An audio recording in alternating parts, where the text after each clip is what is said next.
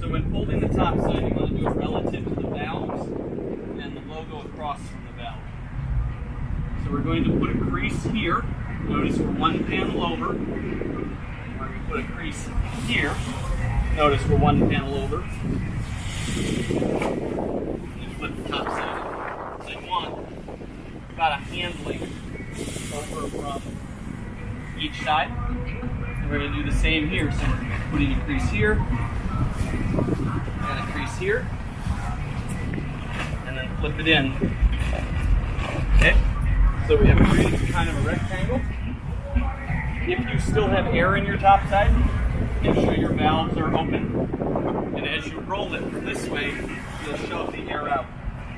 You need to start with it being very tight.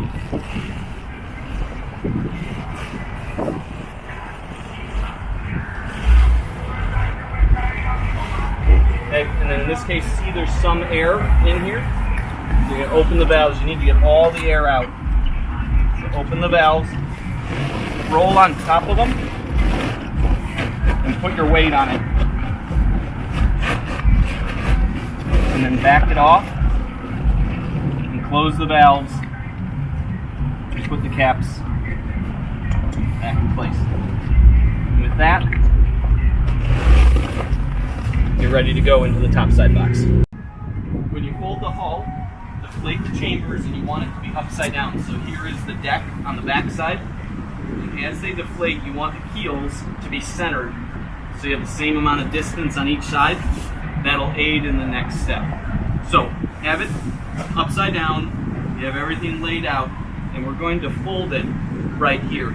So if you have two people, put a person here and a person here, and you're going to flip it. Because there's just one here, I'm going to grab here, and notice where it creates a seam. And if there's air in there, you're just pushing air out as you go. All the valves are open. Okay, the reason we had it upside down is because now you can fold it like this,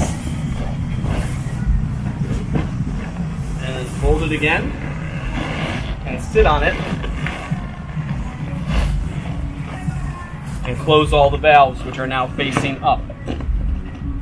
Put the caps in.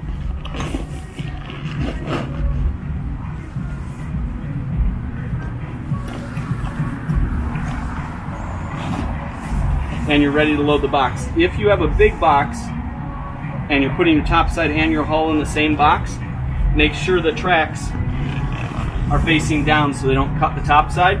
If you have one of the newer boxes where they're separate, it doesn't matter how you load it, you're just setting it straight in. Take the pump, put it into the box, take the charger, and put it into the box, and we're going to put the top side over here. Take the top side and set it into the box, and you'll need to push it down a bit to get below that lip. And then the way the boxes work, they're reusable. So you fold the sides in and push down to compress everything. And there's a seam right here. So you just slide that under, and you do the same here. And then you can just push down to collapse it. If you're shipping it via UPS, then run a piece of tape across. Any other shipping method, you're good to go that way. To package up the Pelican, we're going to fold in the sides that have cuts out of them, and then there's a crease here. So you bend that crease in, slide it under, and then if you're UPSing, you want to run a piece of packing tape across here.